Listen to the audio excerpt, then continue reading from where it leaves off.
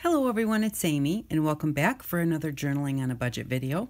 I was asked just a little bit ago when I did the distress crayon, kind of faux distress crayons, if I had ever figured out how to make faux Inktense pencils. That is something I have never figured out, but there is a way to kind of make faux Inktense blocks. They may not be as permanent, but we will test that out when we're all the way done. But it's that time of year, so this is what you can use to make your faux Inktense blocks. Now, this has 12 colors. This only has 6, but for $1 versus the amount that you would pay for these, big difference. And you would know if you really like playing with them or not if you try it this way. And then if you really, really do, then you can go out and you can invest in some Inktense blocks or some Inktense pencils. If you really don't like it, because the comparisons as far as using them are the same. When I used these, I could use them exactly the same way as I use these. So the only question would be permanency. So anyways, I'm going to, well actually I'll just take the lid off of those and set those up there because we'll compare them. And then out of here, and remember when you have these boxes, take the little circles off the back, and this makes a really nice circle stencil. And I'm going to show you something with that in a couple of weeks. You want the ones that have the tablets, not the ones, if you look on the back, they will tell you if it comes with tablets or if it comes with little packets. This one comes with a little packet of gold glaze, but we can use that for something else too. But we don't want the ones that all of the ink is in the packets unless you want to use that to dye something where you want it to be liquid. But we're going to use this like the Inktense blocks and see how they work. Now you can get one of those little like pallets from the Dollar Tree to put each of your little tablets in. I didn't have one of those, so I'm just going to use a piece of paper for right now.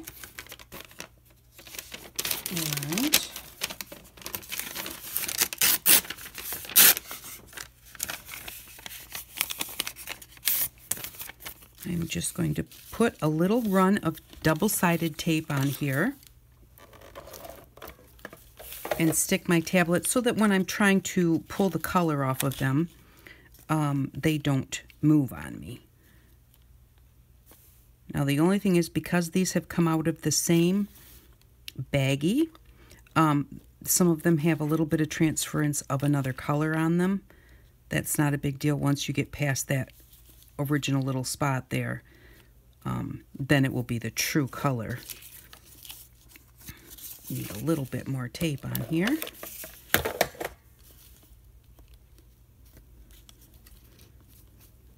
And last one. Okay, so what we're going to do is we're going to check these out and see what they look like. Now you're going to want to have 2 pots of water whenever you're working with the Inktense blocks and our faux Inktense blocks, because you want one to, once you're done with your color, to rinse your brush in, and you want one that always has clean water in it to get the clean water to put on your block. So I'm going to just pick up some water, and what I'm going to do to start with is just put a little bit of water on each one. And actually, I guess I don't do that. I don't really do that with my Inktense. So we've got a little bit of water here, and then I'm just going to take my brush. It's a very nice deep blue, and then I'm going to rinse my brush off good. I have a paper towel here too that I can wipe it on, and then I'm going to get some more clean water, and I'm going to come over here to this blue in the blocks. And of course the colors are not exactly the same. But so we've got our Inktense blocks here at the bottom, and we have our faux Inktense blocks here at the top. The one thing you do want to make sure that you do is you don't get too much water. Whoops, and I should have put clean water on that.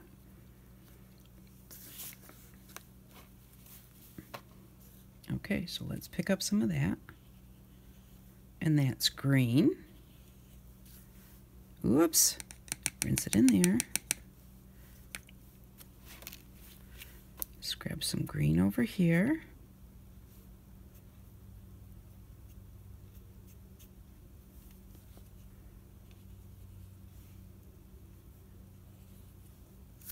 Okay, so now we have those colors, and they are working the same. I don't know why I keep rinsing in both. Okay, so let's try this one. Now I do have, I'm going to try and get that off of there.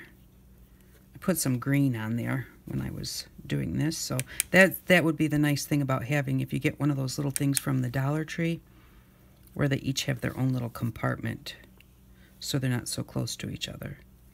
I have too much water on these. There's that one. Rinse it off. Pick up some water. See this one over here.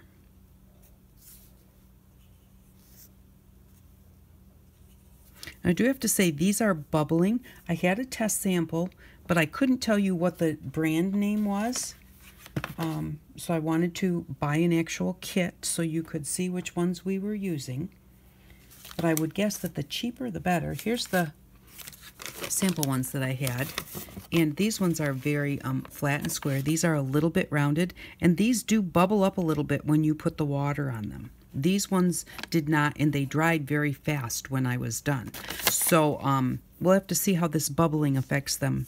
You know, like if they actually dry or if that just keeps bubbling and ruins them.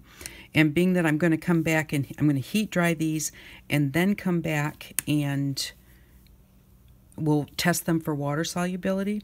At that point, I'll let them sit for a while till I see if these actually dry or if they bubble up or if they just completely melt. So, but here is I guess that one down there was I guess this one was purple. So there is the Faux Inktense or blue. I'm going to go back to blue and put the blue on there. Oh yeah, those two colors are... Actually, a lot of the colors are very, very similar, except my Derwent purple is very, it's very dark. I'm going to put one more line over here by that purple. And we'll do the orange one.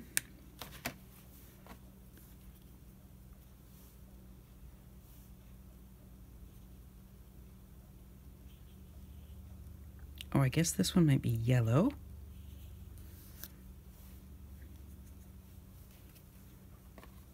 And then we'll get the yellow over here.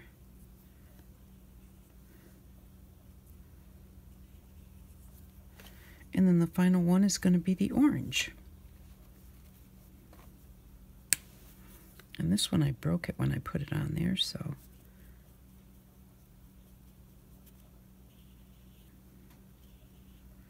There we go. Whoops. And do the orange over here.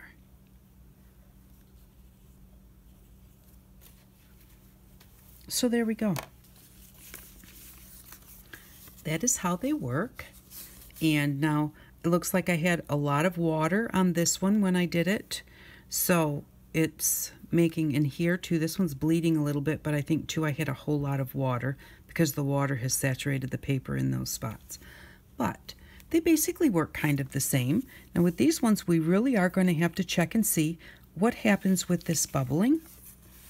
If you can see that a little bit. See how that's kind of bubbling a little bit? So we'll have to see if they just completely melt and turn to mush or if they harden back up again. Like I said, these ones worked really, really well.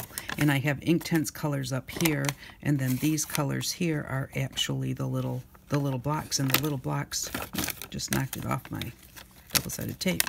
The little blocks are very solid now that they've dried back out again, just like your Inktense blocks do. The only thing is, no matter whether you're using these or these, don't put them away while they're wet. Let them dry out and then put these ones in a baggie or something and put your lid back on these after they dry out because you don't want them to get moldy or anything.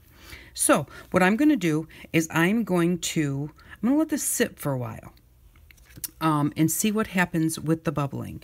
And then once those have kind of decided to do whatever they're going to do, then I will come in and I will blow dry, or not blow dry, I'm going to use my heat gun to heat set these colors. And then I'll come back and we'll see what happens with water and what happens with paint. So I will be right back with that in just a second. Okay, so I'm back and we're going to test them for whether or not they're permanent. I did want to say I let them kind of air dry and then I hit them with the heat gun. And when I hit them with the heat gun, it made all of the little tablets bubble up a little bit. So I thought that was actually kind of funny. They kind of look like monsters or something. But so yeah, so you don't want to hit your tablets with the heat gun. They were actually drying out pretty well. They still had like little bumpy spots, but they were drying out and they didn't like completely just disintegrate, which is what I was wondering about. Now, the ones, I do have some sample ones here that I did before I bought this box to show you which kind I got, which this is the kind that we're using right now. Dudley's Golden Easter Treasures. And I could not tell you what these are because I just had the little tablets in my collection. And so I don't know what brand these are. These very possibly could be POS now that I think about it, because these were kind of domed on the top and these were very flat. And so, you know, there's probably a different brand or just a different make from last year to this year because these were from last year. So, anyways, to get back on point, let's see what happens when we put water on them. Now, I'm going to bring it up a little closer so you can see it, because some of them, like this one and this one, had too much water and really kind of spread when I put it on there. But let's see about... Okay, now that blue is letting color come off a bit. So that's that one. Now let's do a little bit of water on the other blue from Inktense. And actually, the Inktense is also moving. And they have been heat set. So the Inktense says that they're water, or it says that they're permanent after they dry, but I let them dry and I heat set them. I guess I don't want to mix colors. Let's do it this way. Yeah, that one is definitely moving. Let's see about our egg color, and our egg color is moving. Let's try our reds. The red barely.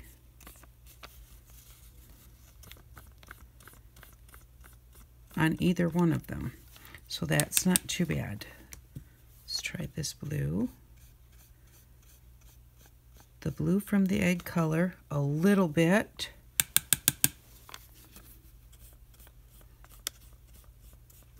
And the blue from the Derwent, also actually more from this one than that one.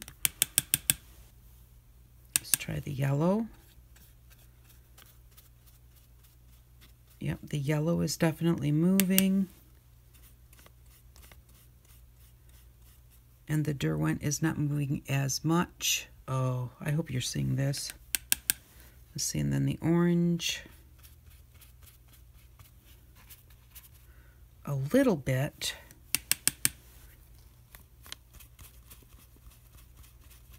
And the Derwent a little bit too. So it says that the Derwents are permanent once they're dry, but even being heat dried, they're moving about as much as the other inks are. And so let's put some white paint on here. And that does not seem to be smearing. Let's go across the next color. I'm going to do it on the dry ones because it wouldn't be fair to do it on the wet ones. These seem to be pretty good. My white paint is not changing color at all.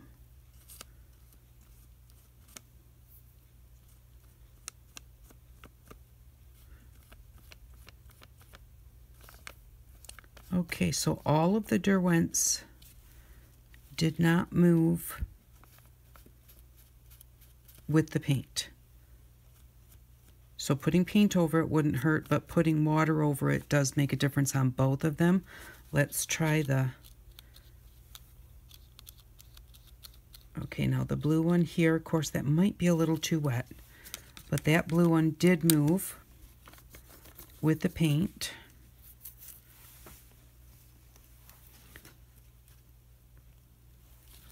Let's see if the green moves. Use the other side. Whoops.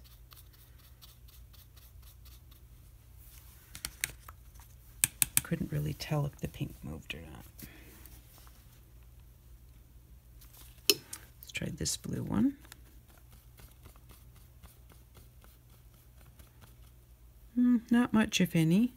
Let's try this yellow one. That one's not moving much. This one actually is now starting to soak through, and you can see that it has moved.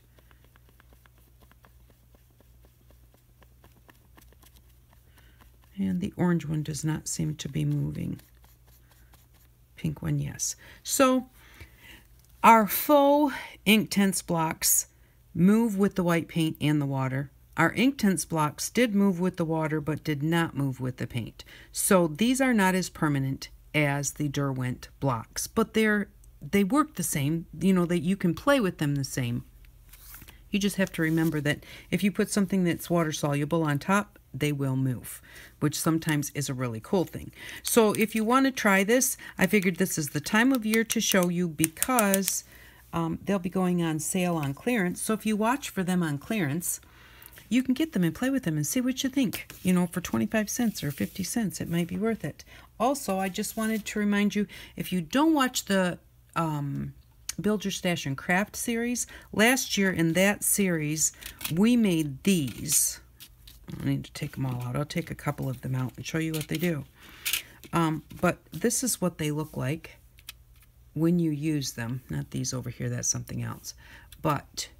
And we made these with our little tablets. We just smashed them up and we put them in these little jars and use them like the brushos. And they work pretty cool too. And just put some so even the blue lines on our school paper runs. So these have a little hole in the top.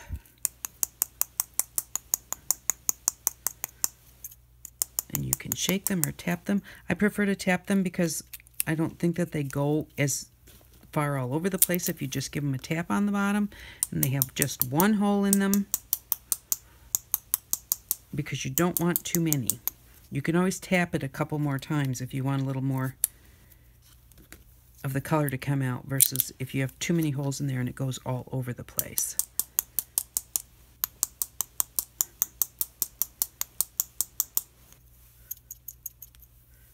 What should I do? Oh, let's do the pink one. So these are really cool. And like I said, I'll try and remember to link it below. It is about this time last year that we did them. And it's in the Build Your Stash and Craft series, if I forget to link it.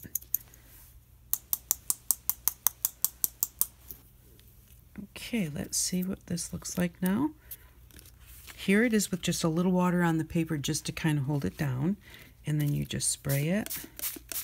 And you kind of want a mist of water, not like a really hard stream. And of course, this is book just lined school paper, so it's not the best paper to show you with, but they were sitting here. And so I thought that being that it was that time of year, if you hadn't seen it, but that's the kind of thing that you can do with those if you turn them into a colored powder. So they are fun to play with that way too. So once Easter's over and they have all of their clearance sales, if you have an extra few dollars, pick yourself up some colors. You can use them to make sprays. You can use them for all sorts of things, and you can kind of use them for Faux Inktense blocks. So thank you very much for watching. I really do appreciate it. I hope you enjoyed this video, and I hope that you all have an outstanding day. Bye-bye.